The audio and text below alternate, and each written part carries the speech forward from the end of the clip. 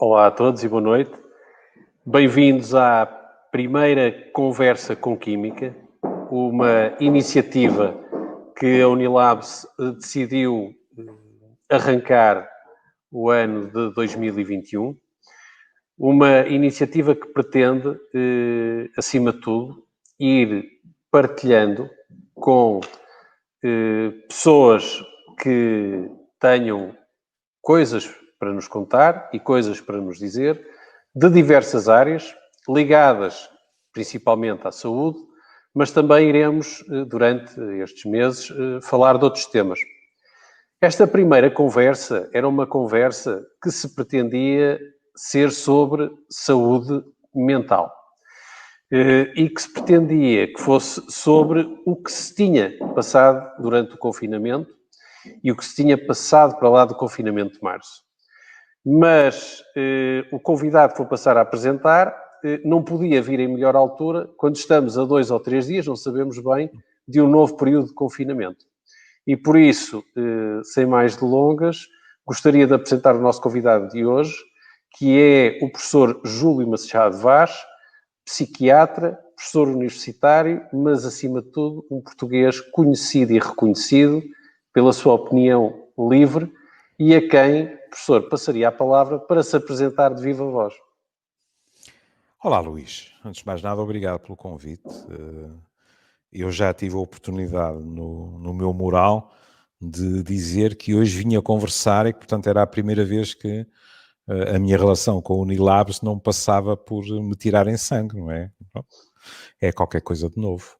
Em relação à apresentação, ela foi feita. Eu sou psiquiatra, sou professor universitário aposentado, ensinei antropologia médica com enorme prazer e sou um dos portugueses às voltas com aquilo que nos está a acontecer.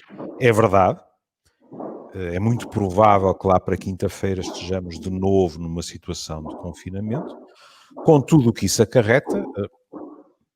Cada um sabe de si, não é? Eu, evidentemente, mais interessado sobre os aspectos psicológicos, outros colegas meus, muito mais aptos para isso, discutindo as questões, digamos assim, mais da doença infecciosa, como é evidente. Muito bem. E temos também aqui, professor, hoje um Porto Benfica, porque eu sou portista e é sobejamente conhecido o seu benfiquismo, e é bom haver esta diversidade entre todos, onde passar por aqui sportinguistas, bracarenses e outras pessoas, de certeza, de outros clubes. Por isso, não há clubes hoje. E gostaria de começar, professor, por lhe fazer uma pergunta, que era, nós entramos no século XX com uma velocidade que a cada ano não parava de aumentar. Entramos no ano 2020, que terminou há pouco, cheios de gás, sempre a querer mais, sempre a pedir mais, individualmente continuamente insatisfeitos, as empresas sempre a pedir mais de tudo e de todos, o Estado a exigir mais de tudo e de todos, e de repente aparece este vírus, com características de contagiosidade que fazem dele a primeira verdadeira grande pandemia deste século, e que nos fez parar, literalmente, a todos, quase no globo inteiro, em fases diferentes, em Portugal a partir do dia 16 de março. O que é que nós tivemos que parar, fomos forçados a parar, e o que é que isso gerou em nós? O que é que essa paragem repentina, esse confinamento entre quatro paredes, com as nossas famílias, que é bom e que teve muito de positivo, mas teve outras coisas menos positivas. Como é que essa aceleração passa para uma travagem a fundo, e o que é que o professor, enquanto psiquiatra e especialista desta área, viu quando as pessoas saem do confinamento em maio? Olha, permita-me pegar logo na primeira questão que levantou, o futebol.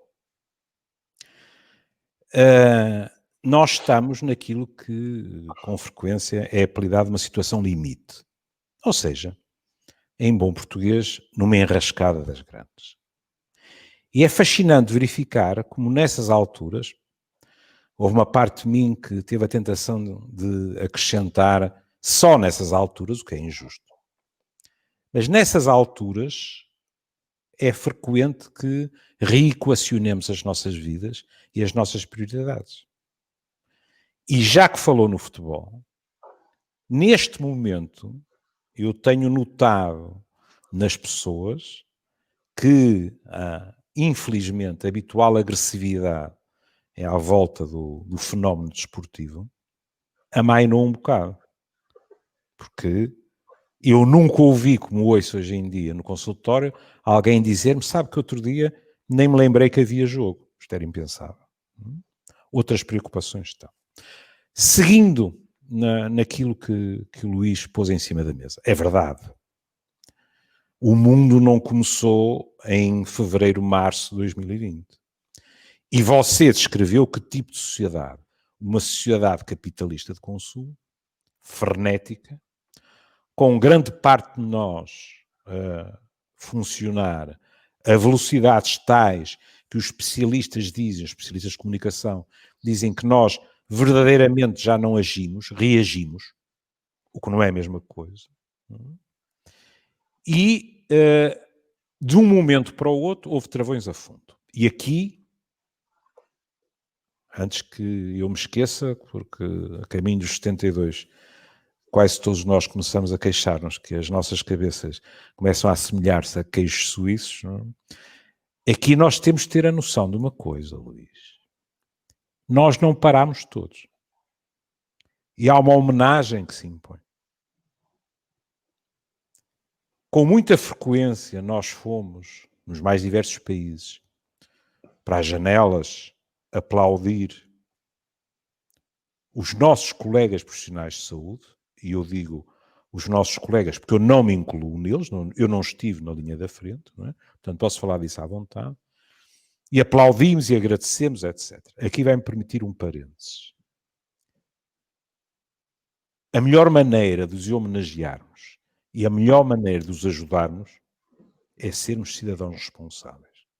Eu vi outro dia o depoimento de uma colega nossa, se bem me lembro, de Cascais, que em relação ao recrudescimento do problema ligado a diversos tipos de comportamentos, sobretudo no Natal, porque às vezes as pessoas pensam no Natal só na noite consoada, e não foi só isso. Esta febre consumista, se você reparou, não desapareceu. Portanto, nós vimos verdadeiros comportamentos que apelidá-los de risco é quase anémico. A melhor maneira de os homenagear é precisamente termos cuidado de forma a não os sobrecarregar como tem estado. Mas eu estava a referir que enquanto nós estávamos entre quatro paredes, havia gente que mantinha a sociedade a funcionar no que tem de mais básico.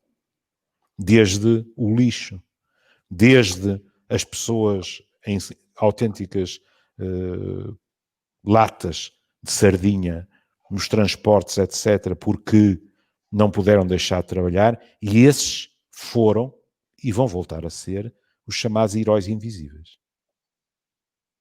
E nós ouvimos nas televisões, de vez em quando, reportagens de pessoas que diziam para um microfone: está a ver como está aquela carruagem, mas eu não posso dar ao luxo de não ir. Não é? E, aliás, não é por acaso. Nós tivemos sorte com a data, porque há poucos dias saiu um estudo do Instituto Ricardo Jorge, com a Faculdade de Medicina de Lisboa e com a Sociedade Portuguesa de Psiquiatria e Saúde Mental. E o estudo refere-se só entre maio e agosto. Hein? E foi-se ver o sofrimento, o eventual sofrimento psicológico de pessoas envolvidas, incluindo os nossos colegas. E os sinais nessa altura já eram preocupantes. Mas, repare nisto, são sobretudo as mulheres, os inquiridos entre os 18 e os 29 anos, os desempregados e os indivíduos com mais baixo rendimento, quem apresenta mais frequentemente sintomas de sofrimento psicológico, moderado a grave, ansiedade, depressão ou perturbação de stress pós-traumático. Vou repetir, a nossa colega Teresa Caldas de Almeida. Porquê é que é importante salientar isto? Porque sem nenhuma má intenção, nós às vezes deixamos sair frases como estamos todos no mesmo barco. E não é verdade. Estamos todos na mesma tempestade. Mas ou em barcos de categorias muito diferentes, ou então uns na primeira classe e outros no porão. E não podemos esquecer isso. E não podemos esquecer isso também por questões epidemiológicas. Porque depois vamos ver como há distribuições diferentes, olha, nas cidades, conforme as condições de vida das pessoas, do grau de risco que as pessoas correm, da sua capacidade de tomarem medidas, etc. Estou-me a lembrar, a nível global, e não nos podemos esquecer que isto é um fenómeno global, de uma entrevista trágica de um colega nosso que dizia lavar as mãos, isto era algures em África, lavar as mãos com que água? Portanto, isto é complicado. Mas você sabe que eu sou um palrador inveterado. Para tentar, digamos assim, focar-nos. O trabalho de que é que falou? Primeiro, é importante que se fale de sofrimento psicológico. Porquê é que eu digo isso? Porque não podemos ficar escravizados, não é bom nem para nós, nem para as pessoas, por diagnósticos psiquiátricos. Vou-lhe dar um exemplo. A tristeza é um afeto perfeitamente normal. A depressão é um diagnóstico psiquiátrico. A depressão trata-se. A tristeza digere-se. É diferente. E, portanto, foi muito bom que falassem de sofrimento psicológico. Mas depois falaram, no fundo, do triângulo das Bermudas em termos de psiquiatria. Ansiedade, depressão e stress pós-traumático. E já naquela altura, por exemplo, as taxas entre os nossos colegas de burnout eram muito elevadas. Ora, para depois você levar a conversa para onde quiser, é assim. Quando nós estamos exaustos, física e psicologicamente, com mais facilidade cometemos erros. Isto que se aplica aos profissionais de saúde, também se aplica à população geral. Nós, neste momento, dizem os especialistas, que criaram a expressão, e bem, estamos todos mais ou menos presos numa verdadeira fadiga pandémica. Estamos cansados disto tudo. Nós vamos ter, a breve trecho, o aniversário que menos desejamos na vida, não é? Daqui a 1 mês e meio ou qualquer coisa. Estamos há 1 ano nisto. E quando as pessoas estão exaustas, as reações são imprevisíveis. Há pessoas que deprimem, há pessoas que fogem para a frente e passam a ter mais comportamentos de risco. Há de tudo como na boutique. Portanto, é só escolher. Agora você escolha que avenida ou pequeno beco é que quer tomar. A delícia de conversar consigo e de arrancar estas conversas consigo passam não apenas pela qualidade e pela substância do que diz, mas também pelas qualidades hipnóticas quase da sua voz, professor. Por isso, estava a ouvi-lo deliciado, sem interromper, porque estamos aqui para falar consigo, mas acima de tudo para o ouvir. E eu tomei aqui algumas notas e gostava de, no seguimento daquilo que disse, eu queria desde já dizer a quem nos está a ouvir que esta conversa vai fugir de como é que se confinou, de como é que se vai confinar. Eu recebi algumas mensagens se íamos discutir as medidas de confinamento. Eu sou, como eu costumo dizer, um reles economista. O professor acabou de dizer que é especialista em psiquiatria e professor de antropologia médica e, por isso, há especialistas que tratam disso. Estamos aqui para falar de saúde mental e noutros sítios haverá quem queira falar de epidemiologia. Mas no que diz respeito ao que disse, falou de duas notas que eu gostaria de ressalvar. Em primeiro lugar, esta pandemia veio claramente mostrar e com grande certeza agravar, pelo menos do ponto de vista económico, tudo o que leio e os estudos têm apontado nesse sentido, as grandes disparidades sociais que, digamos assim, os próprios movimentos migratórios da última centena de anos para as cidades já têm agravado, não é? Mas a pergunta que eu lhe fazia é, as pessoas tiveram 1 mês confinadas, 1 mês e meio confinadas, saíram em maio, já começamos a ter dados aqui onde apontavam que quem sofreu mais foram desempregados, pessoas com baixos rendimentos, também uma maior percentagem de mulheres. Vamos agora, estivemos em semi-confinamento, mas estamos quase a fazer um ano disto, professor. E a realidade, por muito que não seja agradável de a partilhar, é que ainda ontem saía um estudo a dizer que, com grande probabilidade, antes de junho ou setembro de 2022, não regressaremos a nada de parecido com a nossa vida normal. Não apenas porque as vacinas vão chegar estão a chegar devagar e a população não vai ganhar a chamada imunidade de grupo tão cedo, mas também pelo fenómeno de que, como vinha nesse artigo, as pessoas vacinadas vão poder também ser contaminadas pelo vírus, mas não vão ter sintomas e por isso podem continuar a ser agentes transmissores numa comunidade que continua ainda sem essa proteção de grupo. 2022, estamos em janeiro de 2021 e do ponto de vista pessoal, familiar, empresarial, estamos todos fartos e cansados, usando palavras em bom português. Como é que, e com a sua experiência, como é que devemos e como é que podemos olhar para isto, quer enquanto indivíduos, quer enquanto famílias, por exemplo, para nos focarmos em duas áreas muito concretas para quem nos ouve? Olha, você é um manancial. Quando disse que eu era hipnótico, eu lembrei-me de uma coisa que não tinha acrescentado, que também tem importância. Nós já sabemos que até setembro o consumo de antidepressivos subiu 5%, em termos homólogos. Isso quer dizer qualquer coisa. Vamos, mais uma vez, sublinhar que nada disto brotou no entroncamento. Os nossos números de consumo de ansiolíticos e antidepressivos já não nos honravam muito antes da pandemia. Nós somos um dos países com maior consumo. E isso tem razões várias que seria importante discutir noutra situação, porque tem muito a ver também com as respostas em termos de saúde mental que são proporcionadas à população.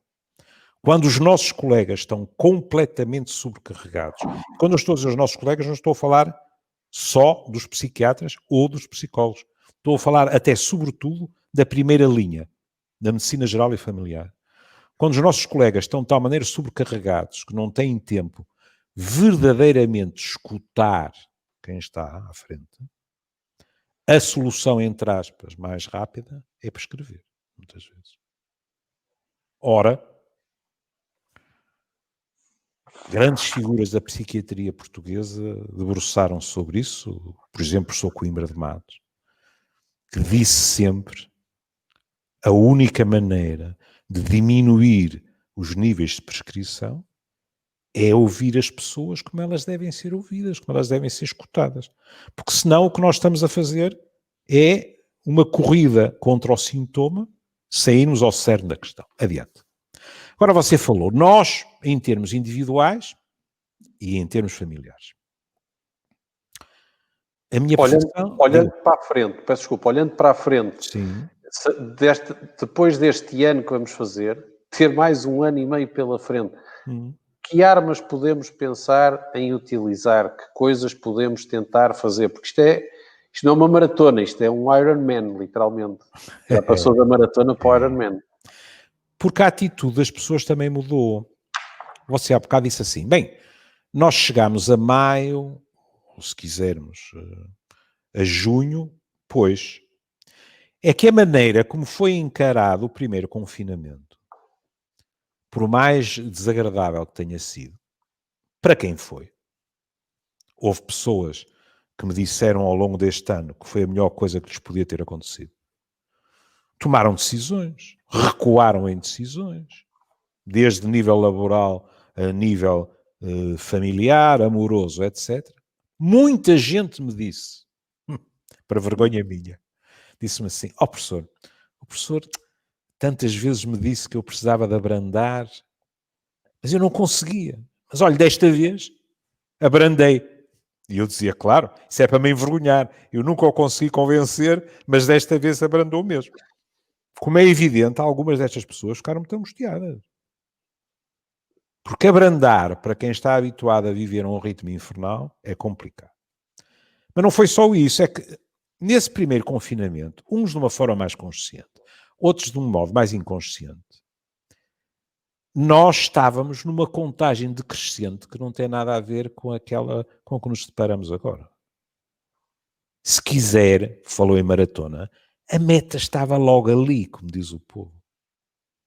E não era uma meta qualquer. Era uma meta que coincidia com o bom tempo. Com uma alucinação de férias, etc. E, portanto, a gente cerrou os dentes. E 2 meses depois, as coisas amainaram.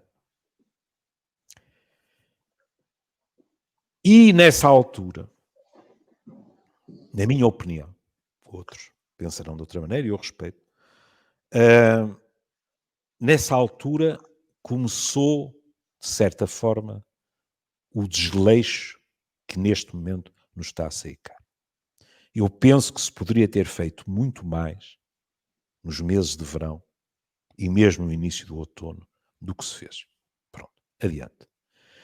Mas, se lembra, o próprio Primeiro-Ministro disse, e não foi eu o único, disse, atenção, porque é muito provável que depois apareça uma segunda vaga. Mas quando apareceu a segunda vaga, a mesma pessoa, isto não é uma coisa ad hominem, é que muitas outras pessoas reagiram assim. A mesma pessoa disse, nós fomos surpreendidos por uma violenta segunda vaga. Bom, mas nós devíamos ter tentado evitar o mais possível essa surpresa. E isso, na minha opinião, saiu-nos caro. Porquê é que eu estou a dizer isto? Porque essas pessoas individualmente e essas famílias, mesmo sem confinamento, Luís, a partir de outubro, novembro, passaram a encarar isto de uma maneira completamente diversa. Porque pensaram, e bem assim, espera, isto afinal está a piorar.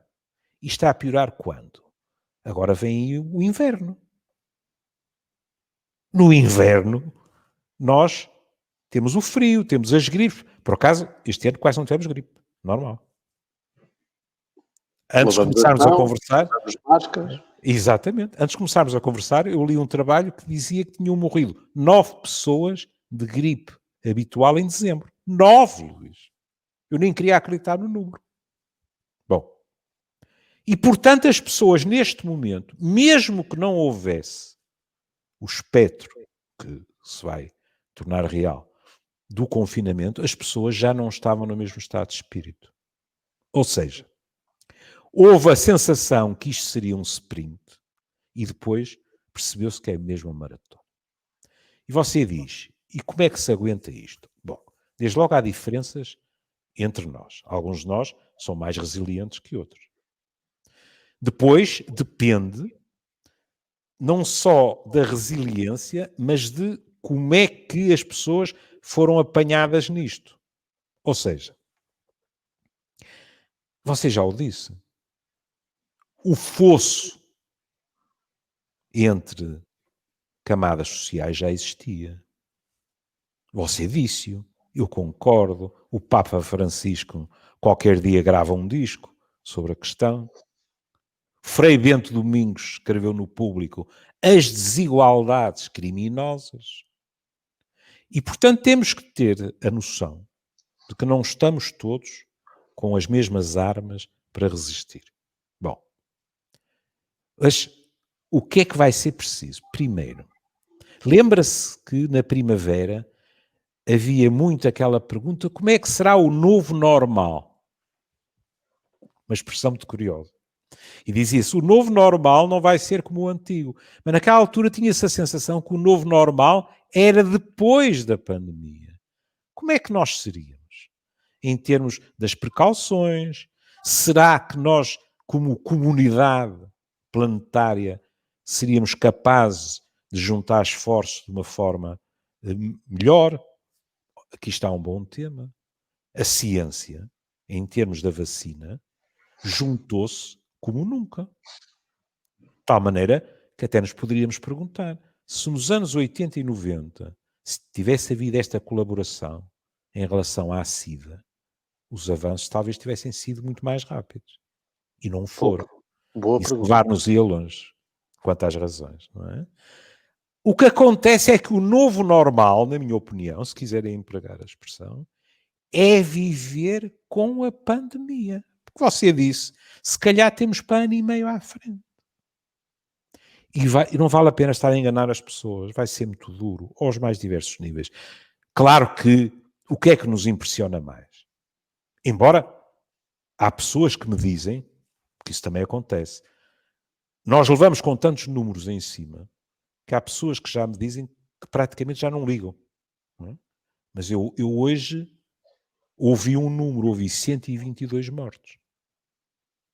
122. E provavelmente, como hoje é segunda-feira, em termos de infecções, aquilo estava raquítico. Não sei, não interessa. Mas Essa parte nós sabemos. Pois. À segunda é quando saem menos testes e à terça também. Aí está. Esses números eram impensáveis, autenticamente. E este novo normal é que traz as pessoas completamente... Olha, o José Gil disse outro dia numa entrevista que a incerteza, salvo erro, é o eco do caos. Que é uma bela frase. Nós vivemos uma incerteza permanente. O que eu lhe estou a dizer é o que eu ouço, também de amigos meus, mas sobretudo de um psiquiatra cuja profissão é ouvir pessoas. Uma coisa que eu ouço hoje em dia, as pessoas dizem assim, quando o meu telemóvel toca e eu não conheço o número, eu fico em sobressalto. E eu sei porque é. Há outros que dizem assim, quando recebo uma SMS de um amigo meu a dizer fala-me imediatamente, eu entro em sobressalto. Pois é. São as pessoas que nos dizem, olha, eu estive em contacto, não sei o quê, e tal, e tal, e tal, e tal, e tal, e tal. Porque é que isto é muito complicado? Porque, lembra-se eu há bocado dizer, as pessoas às vezes depois fogem para a frente. Outro dia eu ouvi alguém dizer-me assim, eu estive a pensar, e no próximo susto que apanhar, eu prefiro ser positivo. Porque se for positivo, em princípio, ao fim de 10 dias, estou cá fora. Eu já estive 2 vezes 14 dias em isolamento. E, portanto, este novo normal é uma situação em que as pessoas têm medo de ficar doentes. As pessoas têm medo de ficar em isolamento. As pessoas, e isto é importante, as pessoas andam mais irritadas, com mais facilidade, perdoa o plebeísmo, lhes salta a tampa. E depois há questões. Logo no início, o Henrique de Barros publicou um artigo, que provavelmente você leu, e que suscitou algumas dúvidas, porque dizia assim, aparentemente, os mais jovens estão mais ansiosos que os mais velhos. Quando nós, os mais velhos, eu faço parte do grupo dos idosos, quando nós, os mais velhos, somos o grupo de risco por excelência, tirando, como é evidente, as morbilidades, etc. Aliás, essas morbilidades, outro dia eu e você conversávamos acerca disso, fazem com que os especialistas digam que nós estamos numa sindemia, não é uma pandemia. Vou interrompê-lo, professor, porque temos uma pergunta sobre esse tema da sindemia e só para dar uma nota, não interrompendo o seu raciocínio, que quem quiser fazer questões pode colocá-las, quer no Facebook ou no YouTube ou nas outras plataformas que estamos a fazer. Tenho aqui uma sobre sindemia que lhe vou colocar a seguir exatamente. Diga já. E que até coloco, porque sindemia e Covid-19 faz sentido. Eu deixava-o explicar o que era o conceito de sindemia, mas ligava, digamos assim, a luz para a realidade que aí vem. Hoje foram 122, mas com 10 mil casos por dia nesta semana, a realidade é que estaremos próximos de poder ter 200 óbitos por dia dentro de 2, 3, 4 semanas. Vamos ter uma fase muito dura.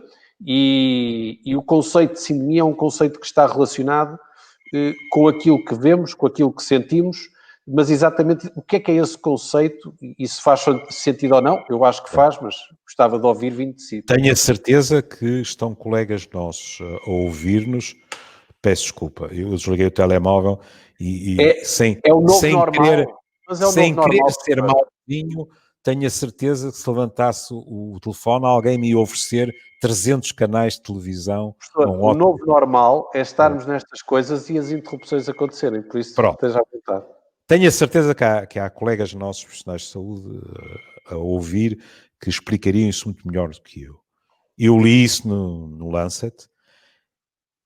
Uma coisa que é transparente, que é a pandemia foi um acontecimento agudo que se veio incrustar numa sociedade que, talvez o verbo seja exagerado, mas que neste momento é dominado pelas doenças crónicas. Não por acaso, pelo envelhecimento das populações. Nós hoje em dia, a Organização Mundial de Saúde, olha, até na psiquiatria também, não é? Falando da depressão, mas hoje em dia estamos sempre a ouvir falar da epidemia da obesidade, da diabetes, as principais mortes dos acidentes vasculares cerebrais, no fundo as mortes cardiovasculares, e nada disto desapareceu. De repente aparece a pandemia, o que levanta outra questão, e que está com muita frequência em discussão, de vez em quando, perdoará que lhe diga isto, na minha opinião, com demasiada agressividade, que não nos leva a lado nenhum. Na realidade, nós temos neste momento efeitos colaterais da pandemia. A manta é curta, Luís. E, portanto, agora cuidado, porque é preciso encarar as duas faces da moeda. Muitas vezes o Serviço Nacional de Saúde ou o Sistema Nacional de Saúde não chegam para tudo, e temos-lo visto, mas também as populações, muitas vezes, desenvolveram uma verdadeira fobia às instituições de saúde por medo de Covid. Às vezes não têm uma consulta, outras vezes faltam a uma consulta.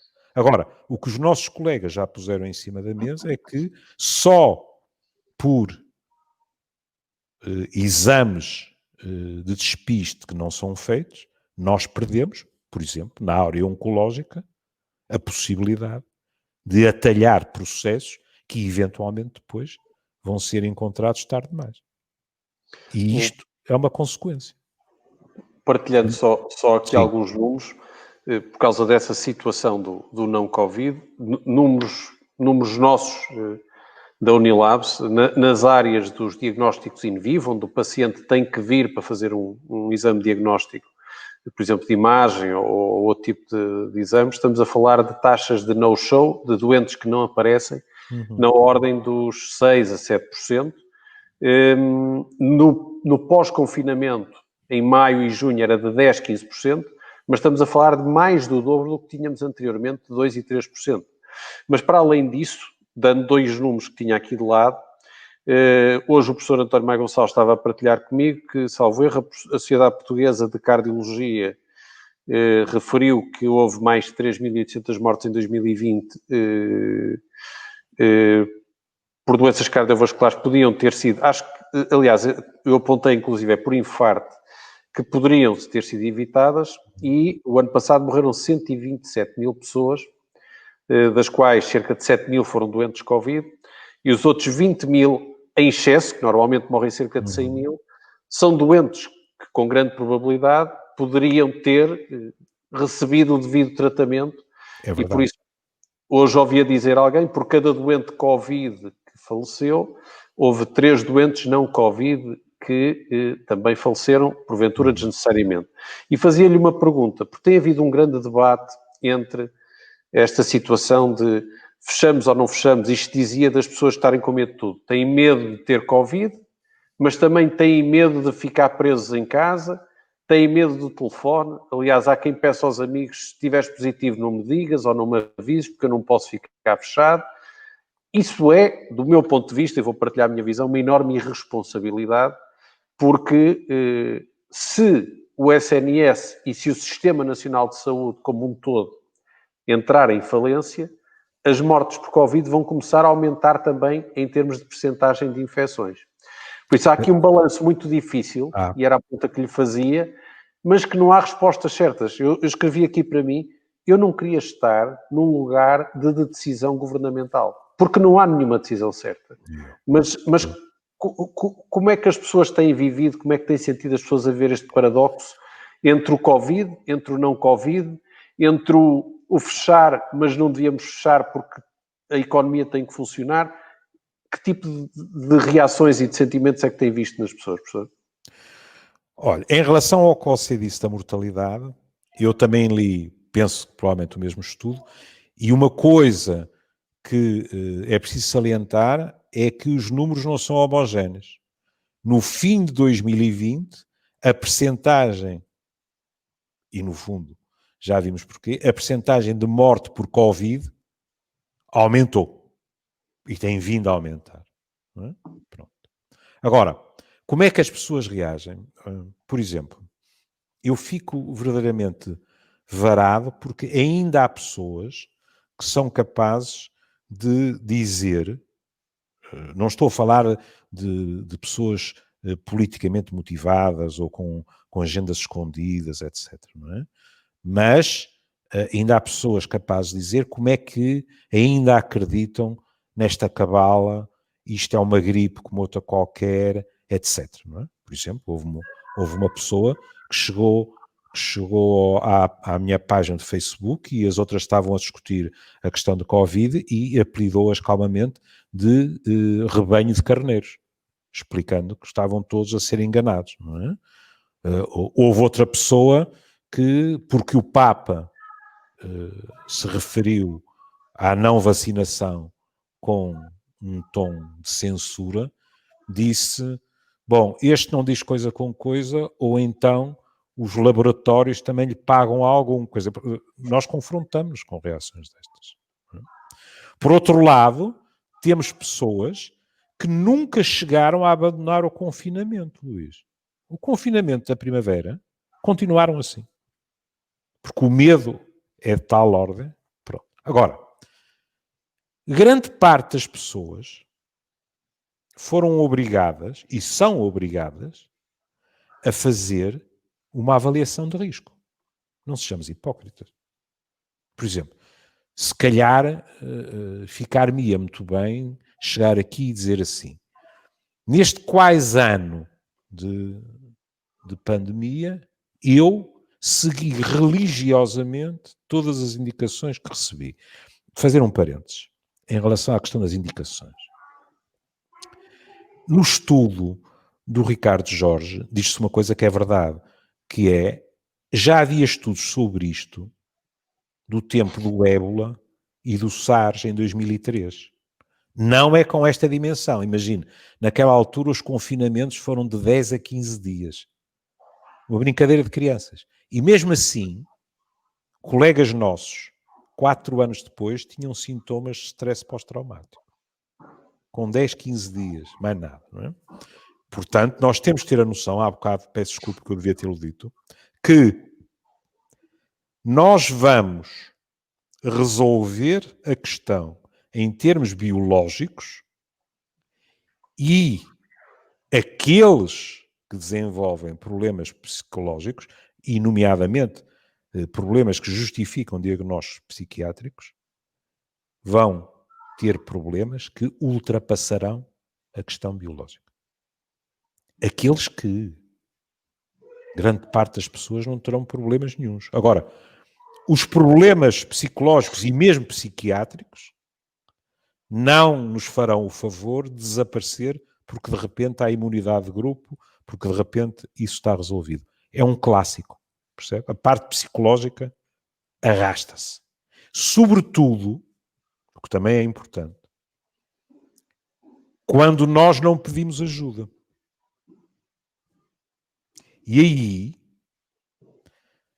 também já tivemos inquéritos, por exemplo, da Ordem dos Psicólogos, que falavam dos profissionais de saúde que pediam ajuda através de linha telefónica e que faziam um pedido que todos os estudos anteriores referiam e que nos deve fazer pensar, porque não queriam receber ajuda, porque o contacto com a linha telefónica é um contacto introdutório. Depois, se é preciso ajuda, tem que ser de uma forma sustentada. Eles não queriam ajuda na instituição em que trabalhavam, porque tinham medo de ser discriminados. Isto insere-se noutro pano de fundo, que é a discriminação da questão psicológica, que aliás tem um efeito de género. É mais grave para os homens.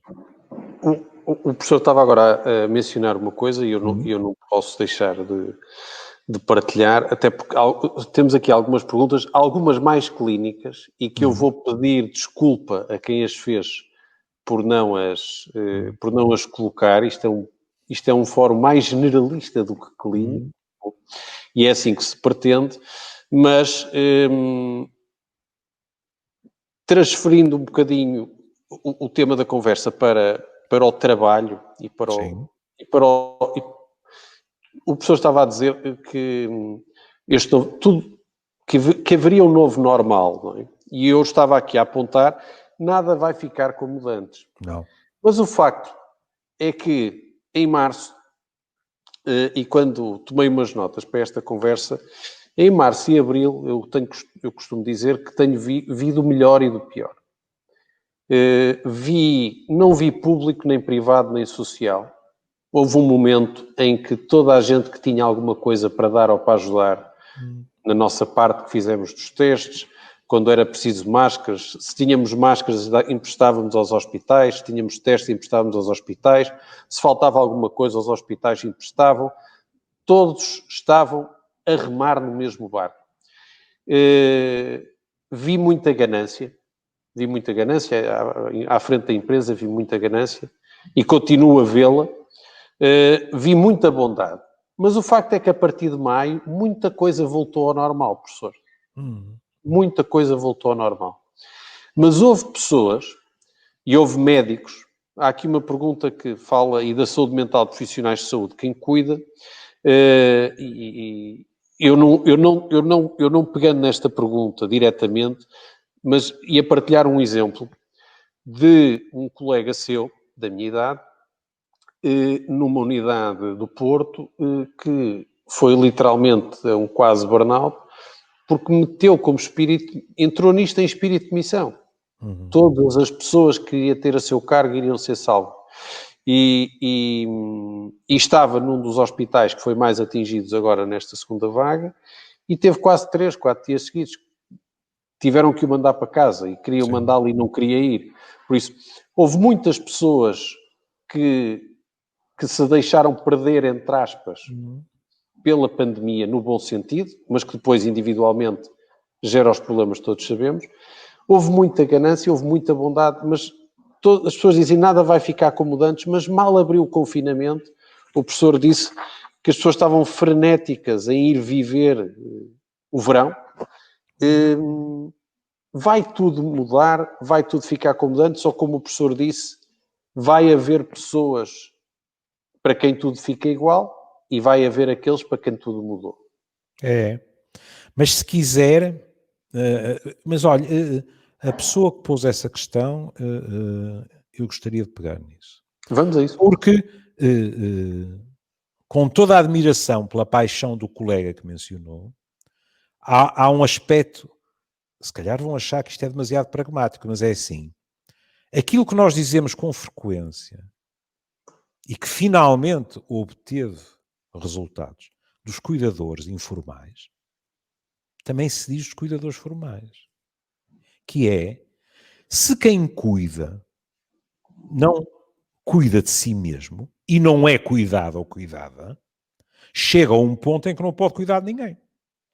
E é evidente que os nossos colegas profissionais de saúde, se entram em burnout, depois também não estão em condições de desempenhar a contento e como desejariam as suas funções. Até termos, se quiserem, que normalmente se utiliza, no mercado de trabalho clássico, em que se diz, nós não podemos apenas falar do absentismo. Também é muito complicado o presentismo. O que é o presentismo? É a pessoa que está lá, mas que não produz. Bom, um profissional de saúde que esteja em burnout, o mais das vezes, começa a ter um distanciamento das situações como mecanismo de defesa. E não vai funcionar como quereria funcionar. E, portanto, quem cuida dos cuidadores é o que, no fundo, a questão põe em cima da mesa. Tal. E isso é de tal maneira importante que nós temos neste momento já hospitais em vários países que têm serviços organizados só para cuidar da saúde psicológica, da física também, mas isso não é preciso, dos profissionais de saúde. Mas só posso também fazer... aí, deixa-me só acabar este raciocínio, Sim. para não me esquecer. E também aí, os artigos que eu li eram dos Estados Unidos, e também aí os nossos colegas pediam para serem ajudados noutros hospitais. O que demonstra que o pedido de ajuda por sofrimento psicológico nem é preciso ter um diagnóstico. O pedido de ajuda continua a ser sentido por muitos como uma ameaça de discriminação, de sermos sentidos como demasiado frágeis, de não sermos capazes de desempenhar as nossas funções como deve ser. E eu falava-lhe do efeito de género, porque não precisei da pandemia para isso. Eu nunca me esquecerei de alguém que trabalhava numa instituição bancária e a quem eu estava a dizer, mas ouça, quando nós temos um problema grave físico, nós pedimos ajuda. Se nós não nos estamos a aguentar, estamos a arrebentar pelas costuras, também não é vergonha nenhuma pedir ajuda psicológica. E se eu mantiver a lucidez, lembrar-me-ei da resposta até ao fim da minha vida. Ele disse, em teoria eu estou de acordo. No meu banco, se alguém souber que eu tive uma crise de choro, eu garanto-lhe que nunca mais sou promovido. Mas a mim mete-me confusão ouvir isso, porque dirijo uma empresa com mais de 3.500 pessoas, onde tudo está longe de estar perfeito, mas onde o conceito de safe space, de que tem que haver espaço para compreendermos quem lideramos e deve haver espaço para quem nos lidera também nos compreender, eu acho que é essencial. Mas eu tinha interrompido, professor, porque ia pedir-lhe para clarificar-me uma coisa nessa questão particular, que é, nós vivemos num país que é gigante em muitas coisas e pequenino noutras. E na saúde mental, sendo eu um grande advogado da relevância e da importância da saúde mental num país onde há pouco apoio, é a minha opinião daquilo que eu vejo, num país onde há muita vergonha de se dizer que se vai a um psicólogo ou a um psiquiatra, vejo isto também a diluir-se com o tempo e com as gerações, mas a pergunta que eu lhe fazia era, no caso dos profissionais de saúde, e conhecendo muitos médicos, também existe algum, digamos assim, prurido com o tema da saúde mental, com essa noção da fraqueza que estava a falar. Ou é algo de errado, é algo que dentro dos profissionais de saúde é ainda visto como uma fraqueza maior, ou é algo que o professor ainda vê na nossa sociedade como algo generalizado? Ainda vejo, mas melhorou muito. Porquê é que eu lhe digo isto? E vou dizê-lo com a noção de fragilidade que acho que às vezes é bom transmitirmos. Todos temos momentos bons e maus, e há bocado falou-se burnout, e eu há quase 10 anos tive uma situação pessoal minha, onde estive perto de uma situação dessas, e por isso o tema da saúde mental só não pede ajuda, tolo é quem não pede ajuda, disse-me uma pessoa, um grande amigo meu. E eu perguntava-lhe, há ou não um complexo com o tema da saúde mental em Portugal? E se nos profissionais de saúde essa fragilidade, ou essa noção de mostrar essa fragilidade, é ainda mais agravada? Ainda há. Não vou dizer que é como antigamente, quer dizer, eu recebia pessoas, e sobretudo homens, que para quem ir falar comigo ou com um colega meu era uma derrota pessoal. Tinham a noção, eu tinha a obrigação de resolver isto. O efeito de género foi sempre claro. As mulheres foram sempre tiveram sempre muito mais bom senso em relação a isto. Mas isto também insere-se numa cultura que Simone de Beauvoir disse algo com o qual todos estamos de acordo, que é uma mulher não nasce, é construída. Mas isso porque ela estava a falar na sua perspectiva feminista, na perspectiva do segundo sexo. Porque se ela quisesse, tinha feito assim, ponto e vírgula. E os homens também. Os homens também não nascem, os homens depois são feitos nas diferentes culturas, e explica-se-lhes assim. Um homem masculino porta-se desta maneira. E os mais novos que nos estejam a ouvir, se calhar já nem se lembram, nós somos muito educados no paradigma do cowboy da Marlboro, não é? Que é o tipo que resiste a tudo, um homem não chora, depois aquela associação com aqueles outros homens esquisitos, não é? Não sejas mariquinhas, etc. E isto desde que tenra idade. Na medicina e nos profissionais de saúde em geral, acresce uma outra questão. É que muitas vezes, de fora e dentro de nós desenvolvemos uma noção de que somos supostos resolver tudo. Não é por acaso que nós ensinamos os nossos alunos, por exemplo, hoje em dia é consensual, que temos que evitar o encarniçamento terapêutico. Porque a partir de uma certa altura isso torna-se desumano. Mas eu tenho uma recordação de estar no Hospital de Gaia a fazer urgência, de alguém entrar em paragem cardíaca, de eu estar a fazer massagem, e foi preciso o meu chefe de urgência pôr-me uma mão no ombro e dizer: Júlio, vamos tomar um café. Porque eu não conseguia parar, percebe? Era a noção, eu estou aqui para salvar vidas. E, portanto, não vou desistir numa altura em que já não havia vida nenhuma para salvar. E, portanto, essa noção, digamos assim, de que eu posso estar a dar um sinal de fraqueza para os outros e, pior ainda, para a minha autoimagem, às vezes é ainda mais cruel nos profissionais de saúde. E, obviamente, também as condições de trabalho também contam. Porque elas, às vezes, são complicadíssimas. Mas o Luís falou de empresas e de trabalho. E eu não queria deixar de me referir à questão do teletrabalho. Porque às tantas ficamos aqui à conversa e eu, com esta cabeça, não toco nesse ponto. Nós temos de ter a noção que a investigação sobre o teletrabalho não começou agora. Vem de trás. Aliás, vem tão de trás que há alguns primeiros artigos sobre teletrabalho traziam uma desvantagem do teletrabalho que hoje em dia nos parece completamente ultrapassada e espero bem que esteja. Sabe qual era? É que havia muitos homens que resistiam ao conceito de teletrabalho porque para eles o homem, que era o provider, saía de manhã para trabalhar e voltava à noite. E, portanto, ficar em casa a trabalhar era quase fazer batota, percebe? Fazia-os sentir que não estavam a cumprir as regras do jogo. Mas desde logo, no início, no teletrabalho, disse o quê? Isto pode ser bom para os trabalhadores e pode ser muito bom para as empresas, que poupam. Pronto.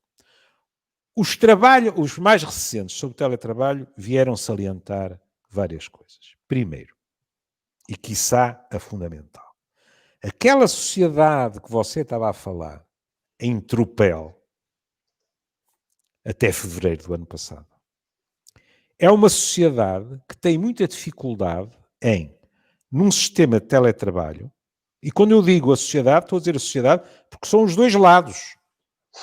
Por exemplo, trabalhadores, empregadores, etc. Em conseguir distinguir entre o horário de trabalho e horário de lazer e familiar. Com muita frequência, nós já temos dificuldade em fazê-lo, diga-se passagem, sem ser em teletrabalho.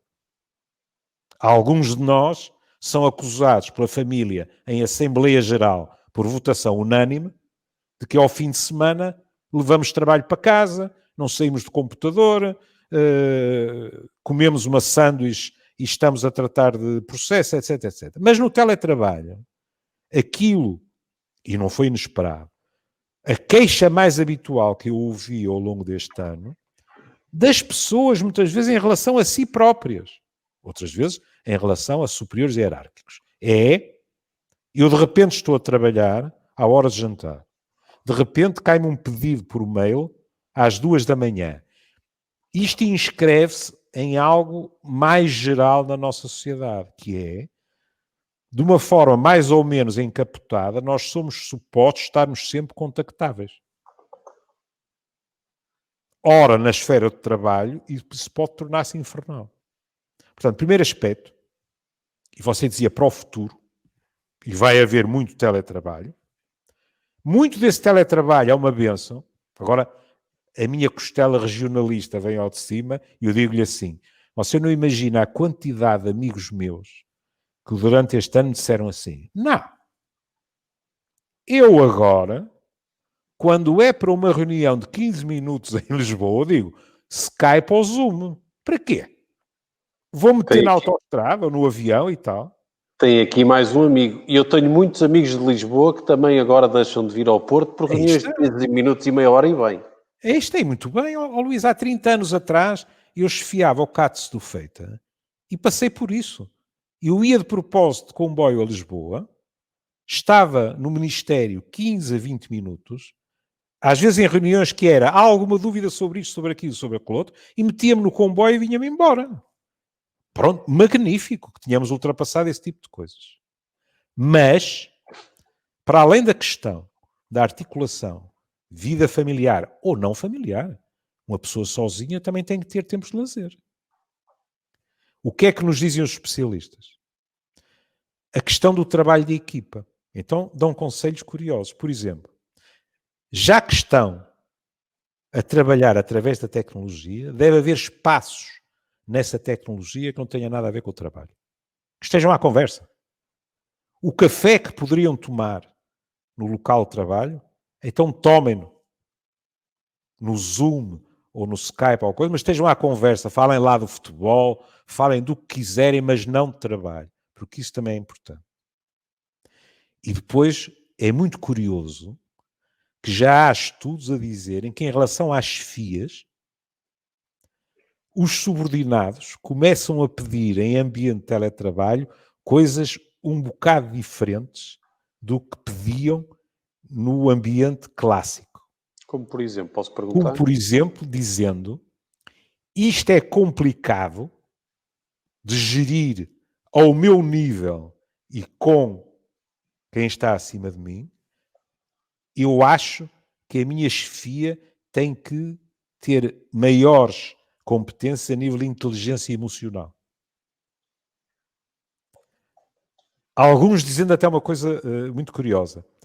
Quando trabalhava à moda antiga, o que eu precisava era de diretrizes claras. Diretrizes é algo que emana das pessoas, mas que não define as pessoas, não é? E estas pessoas, peço desculpa, diziam em contrapartida, em teletrabalho, estando nós em rede, etc., eu preciso que quem chefia tenha uma sensibilidade muito maior. Porquê? Porque mesmo estando em rede, de vez em quando, é preciso haver um espaço para falar com alguém em termos individuais. É preciso pressentir que naquela reunião há um mal-estar qualquer. Ora bem, Luís, em termos de comunicação, um ecrã não é um face-a-face.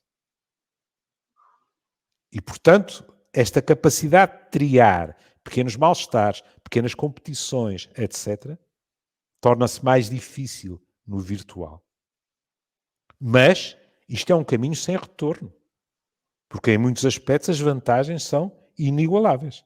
Agora, vai ter que haver adaptação e, portanto, Eu há bocado, já não sei, em relação aos diagnósticos psiquiátricos, falei do Triângulo das Bermudas, agora perdoe-me, sem qualquer desrespeito, falo-lhe da Santíssima Trindade no teletrabalho. Boa divisão entre trabalho, lazer e espaço familiar, para quem tem.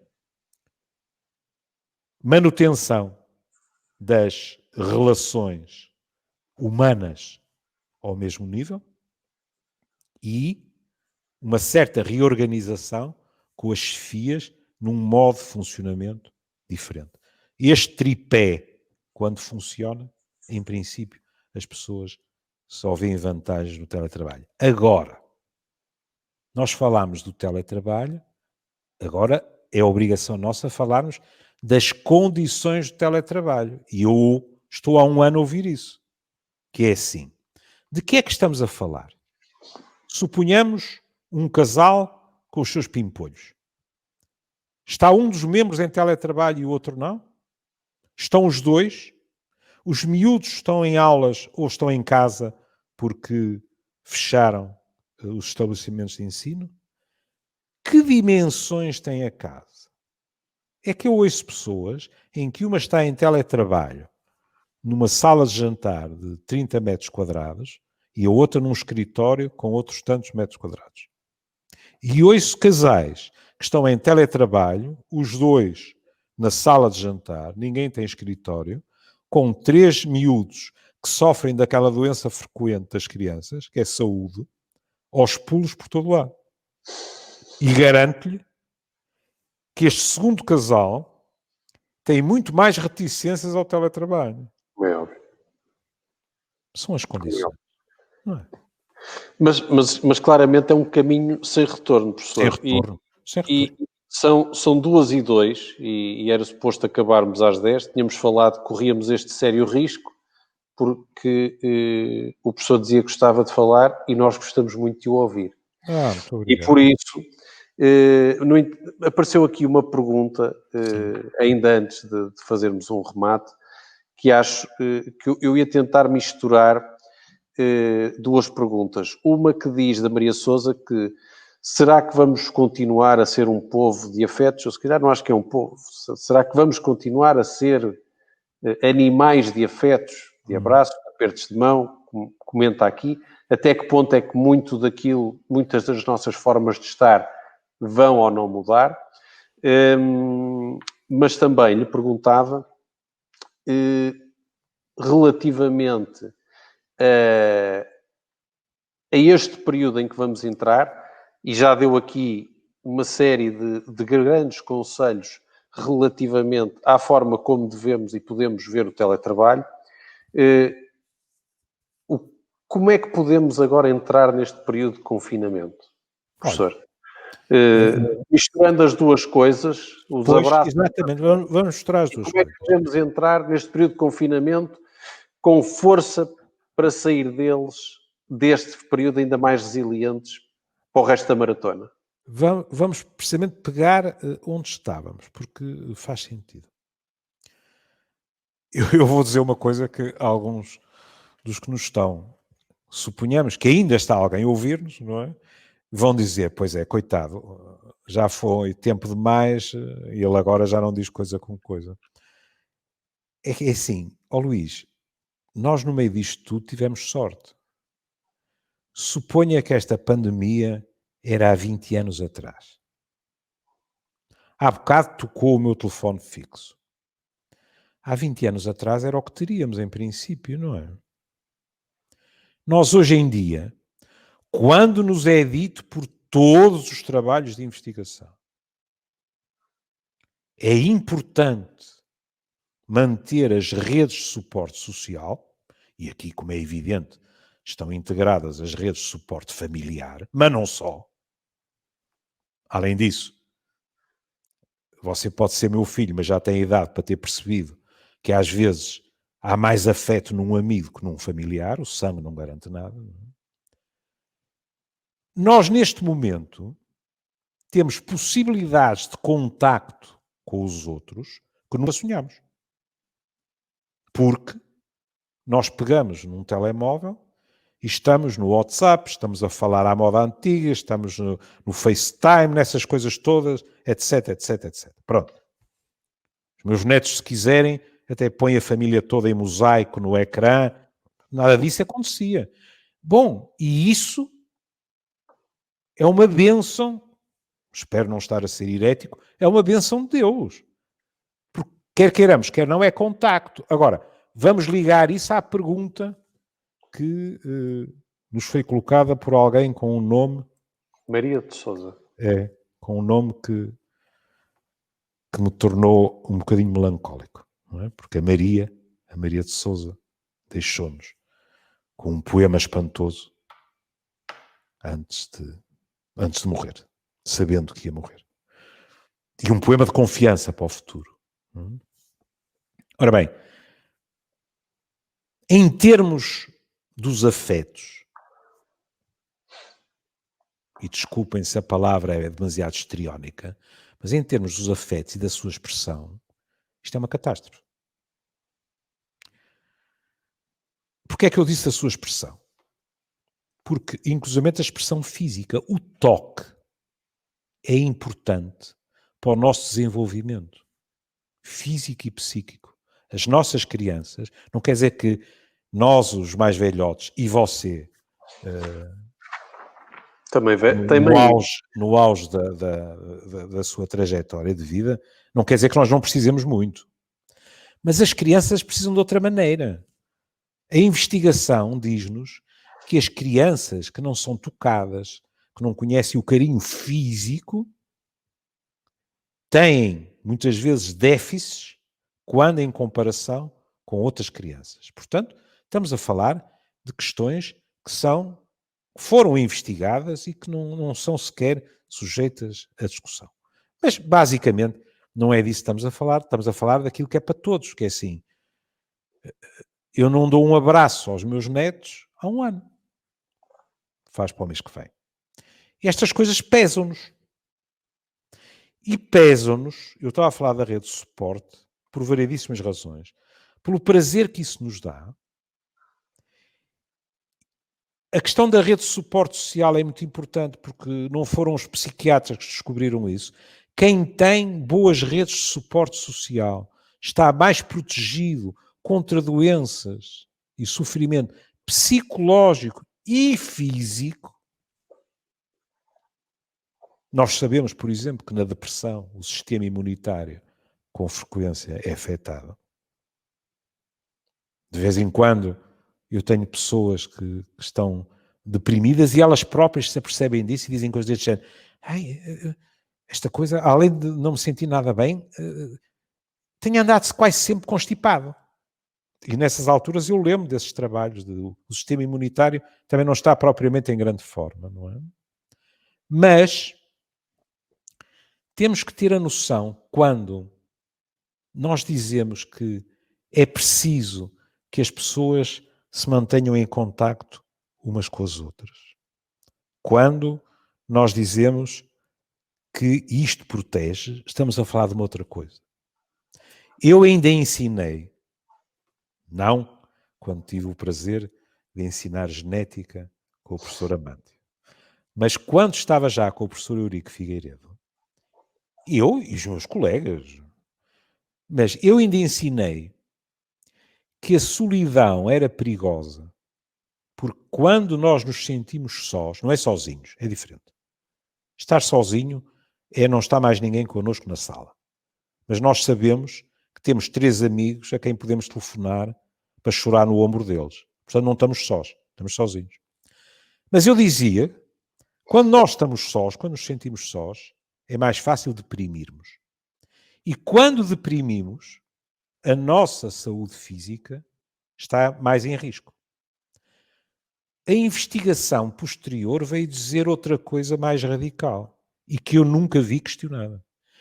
É que só a solidão, sem depressão, já é um fator de risco. Ora, a que é que nós temos assistido? Nós ainda nem pronunciamos uma das palavras trágicas do ano, lares, por exemplo. É verdade. Nós temos assistido nos mais velhos a uma solidão atroz. Nós temos assistido aos filhos e netos de muitos mais velhos à incapacidade, à impossibilidade, inclusivamente, dos rituais de partida quando as pessoas chegam ao fim da vida. E em termos do que a colega punha em cima da mesa, isto é muito mau. E esta é outra das questões que tem que ser melhorada. As pessoas não podem, se queremos viver, têm que ter mais condições para estar acompanhadas. E aquelas que vão, infelizmente, continuar a morrer, têm o direito também de ser acompanhadas, como muitas não foram. Lembra-se há uma data de anos da tragédia de Entre os Rios? Os meus colegas... Eu não me lembro. Eu estive lá nessa noite, por razões diversas, acabei por ir lá e estive com o então Presidente Paulo Teixeira. Vi a ponte acabada de cair, nessa noite. Porquê é que os meus colegas diziam é importante encontrar os corpos? Porque diziam, para haver uma pacificação destes familiares, é importante que eles possam ter os seus rituais de partida com os entes que perderam. Bom, isto não mudou. Ora, nós defrontámos-nos com uma enorme dificuldade de comunicação, por exemplo, entre determinadas instituições e a população em geral e, sobretudo, os seus familiares. É preciso encontrar solução para isso também. E, portanto, a questão que a colega pôs é fulcral. O que é que vai acontecer no futuro? Eu aí, para variar, dou-me ao luxo de ser otimista.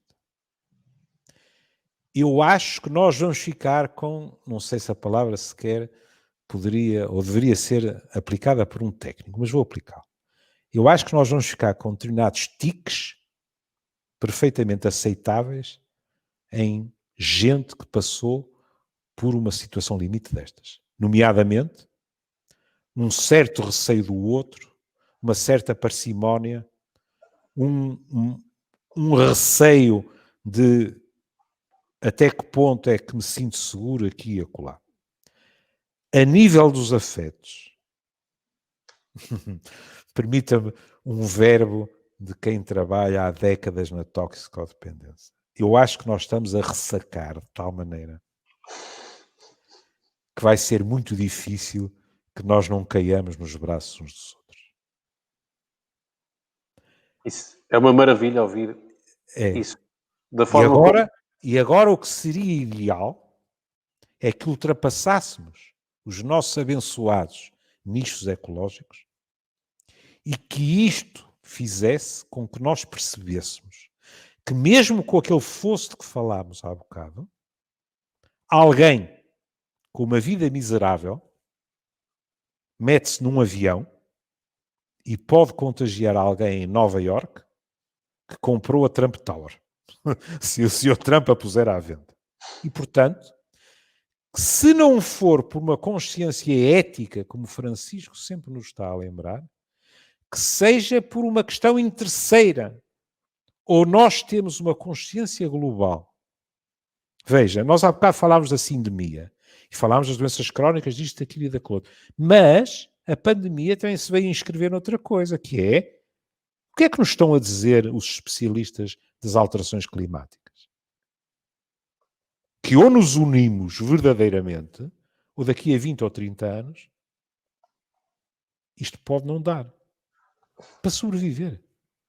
Se nós conseguíssemos sair disto mais capazes de funcionar como um todo a nível planetário, outro dia eu vi a senhora Merkel a discutir com o senhor Putin uma questão de vacinas, não é? Ou nós percebemos isso, ou então, meu caro, você disse há bocado e com razão, já viu o melhor e o pior. Eu lembro-lhe a velha frase, o homem é o lobo do homem. E nós temos de ter cuidado, porque O que é compreensível, às vezes nós falamos destas coisas e estamos a falar de responsabilidade horizontal, ou seja, nós somos responsáveis pelo que acontece aos outros. Se quiser, em linguagem cristã, isto poderia ser descrito sem problema nenhum como o amor ao próximo. Mas há outra responsabilidade, que é a vertical. Que mundo é que nós queremos deixar aos nossos filhos e aos nossos netos? Ou vamos, como diz o povo, quem vier atrás que feche a porta e apaga a luz? Nós não somos só responsáveis pelos que neste momento partilham o mundo connosco. Nós somos responsáveis pelo mundo que deixamos aos outros. E não podemos esquecer isso. Professor, são 10h15 e eu sou um conversador, não sou um moderador, mas vou ter que entrar em modo moderador. E gostaria que terminasse e vou roubar uma frase que disse na primeira conversa que tivemos. Sim. E gostava de o ouvir brevemente sobre isso. Mas estava a falar da ecologia, estava a falar do mundo e estava a falar das alterações climáticas. Sim. No outro dia li um artigo num jornal americano, já não sei quem o escreveu, mas era sobre as alterações climáticas e tinha uma frase que traduzida para português rimava e que era quando o mundo parou, a natureza ressuscitou. E falava dos animais que entraram nas cidades, dos rios que ficaram mais limpos, do ar que ficou Das mais fotografias das cidades. as fotografias da cidade. Ou seja, esta situação, porque estava a falar de forma otimista, eu quero acreditar que nós termos visto que quando paramos um bocado, a natureza reaparece em todo o seu esplendor. O Rio Douro nunca esteve tão limpo como nos últimos 30 ou 40 anos. E, entretanto, voltou a ficar sujo, também em poucos meses.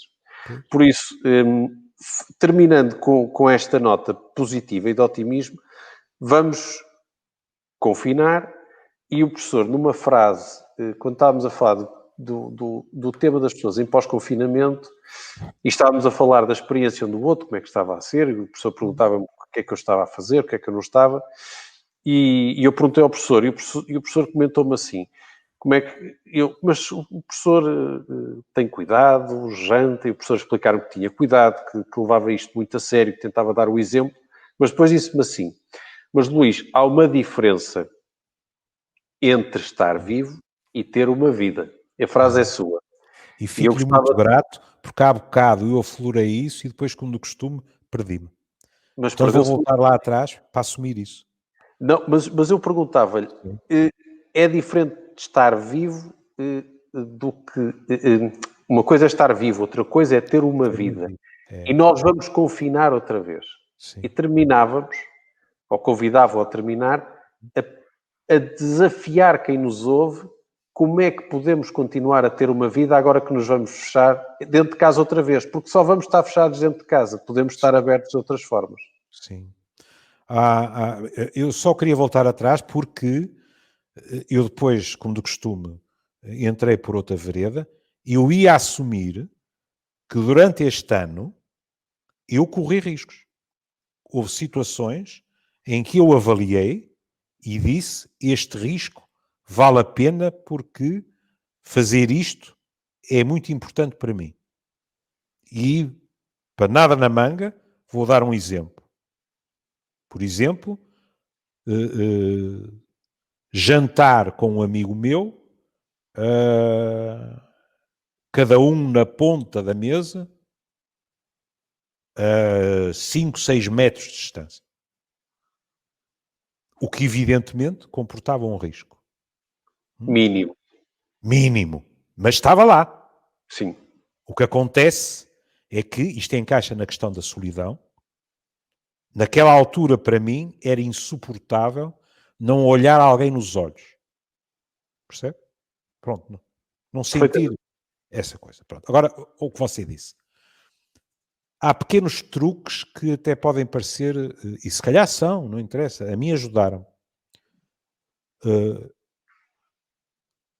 Uma coisa que é importante quando nós estamos fechados é manter alguma disciplina de vida. nós, com muita facilidade, escorregamos, digamos assim, para um desleixo físico e psíquico. Ou seja, se eu quiser, eu visto uma camisolinha e uma camisa branca, como tenho hoje, e estou de chinelos e de pijama por baixo. Pronto. Isso não teria prejudicado grandemente a nossa conversa. O que não é bom é para nós próprios. Porque a pouco e pouco nós vamos perdendo pontos de referência no nosso cotidiano que nos mantêm em movimento físico e psíquico. Porquê é que eu digo físico e psíquico? Veja, nós não falámos disso, eu nem sou a pessoa ideal.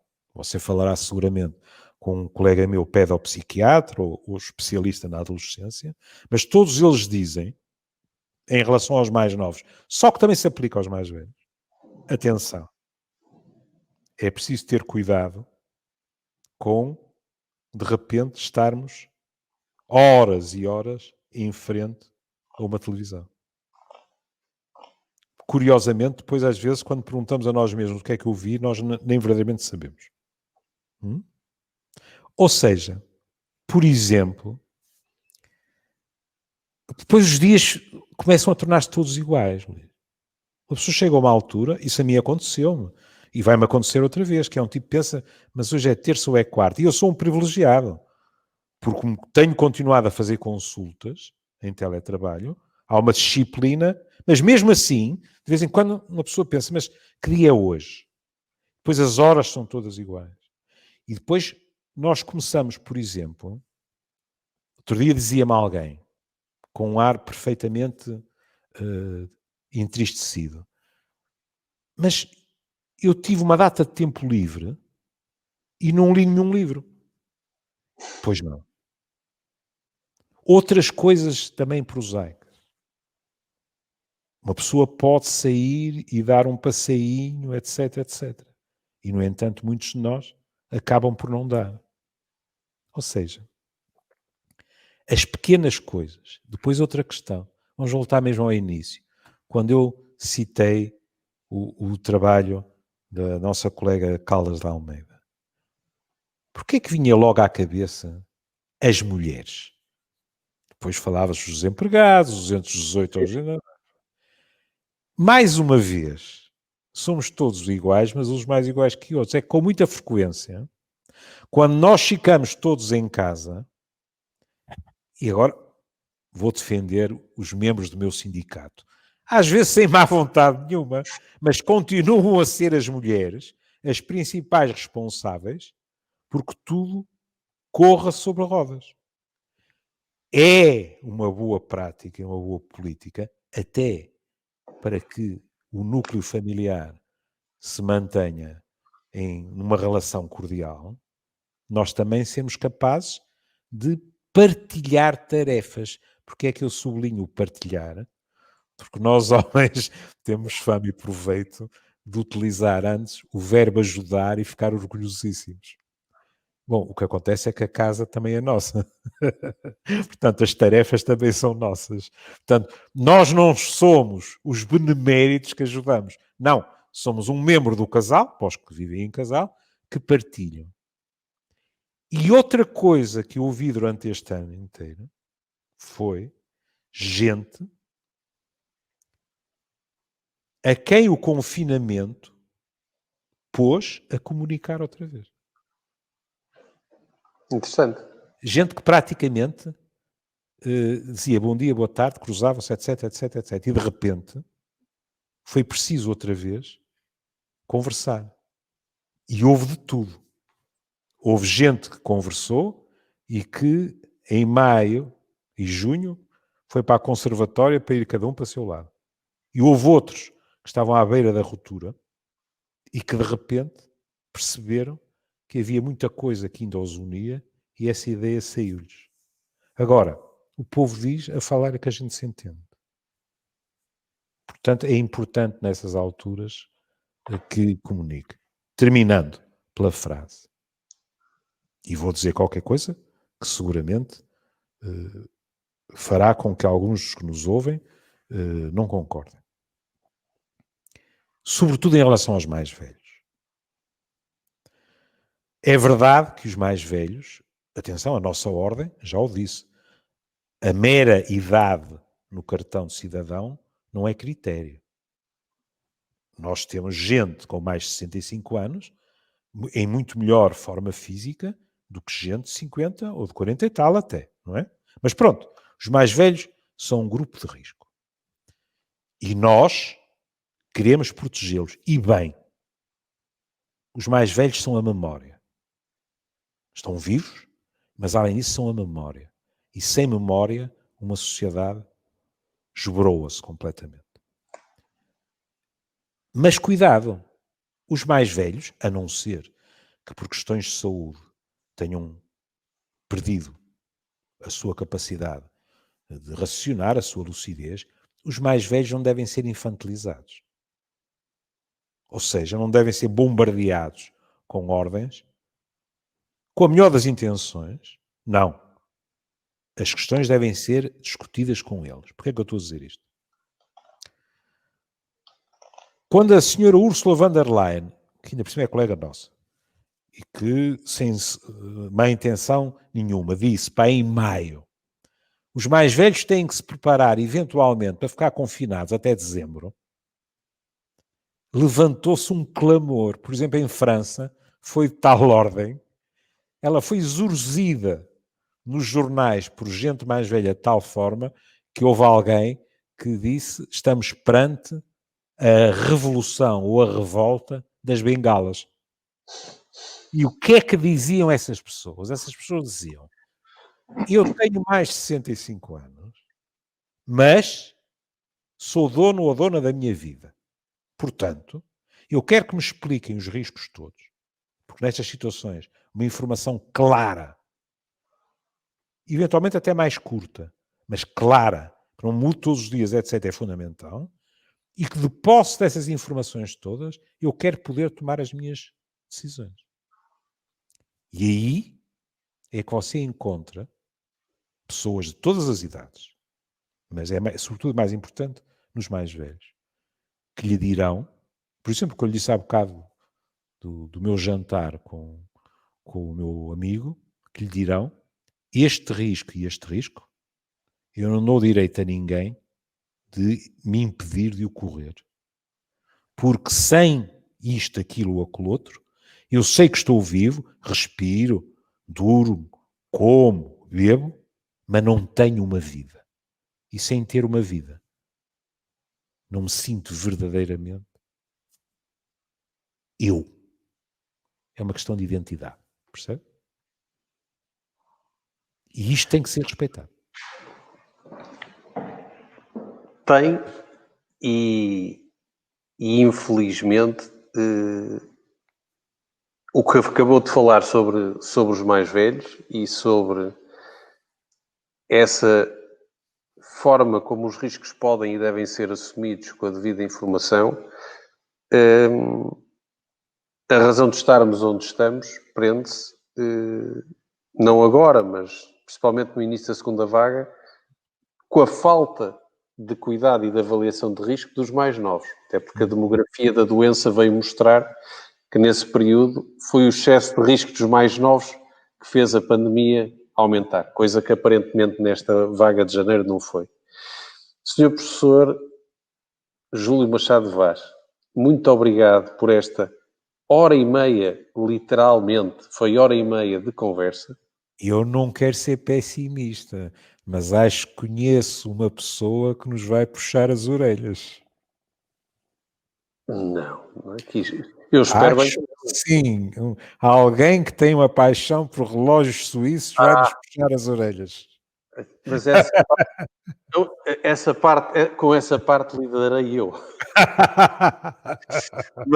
mas queria-lhe agradecer imenso Foi um o seu prazer. tempo.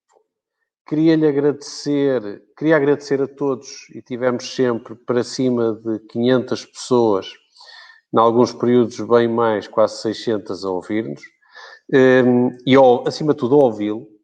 Queria agradecer as perguntas que foram feitas e queria agradecer também algumas dicas muito concretas que nos disse e que nós vamos compilar e que vamos partilhar com todos quando partilharmos este vídeo na sua integridade, mas também numa versão mais reduzida. Por isso, professor, muito obrigado. Ouvi-lo é sempre mais do que o prazer, é uma verdadeira delícia. E só não podemos ficar a ouvir mais, porque a parte do estarmos vivos inclui o descansar e dormir. Nem mais, nem mais. E por isso, queria-lhe agradecer a todos. É o fim da primeira sessão do Conversas com Química. Ainda este mês vamos ter novamente uma conversa com o professor Júlio Machado Vaz sobre tema ainda surpresa, mas com um moderador muito mais interessante e simpático, que vai ser o professor António Maia Gonçalves, que é o nosso diretor médico, e aí sim vai ser uma verdadeira conversa entre colegas. Despeço-me de todos, despedindo-me na pessoa do professor Júlio Machado Vaz. Boa noite para todos. Imenso e despeço-me de todos na sua pessoa. Cuidem-se. Cuidem-se. Obrigado e um abraço a todos. Muito obrigado, Sr.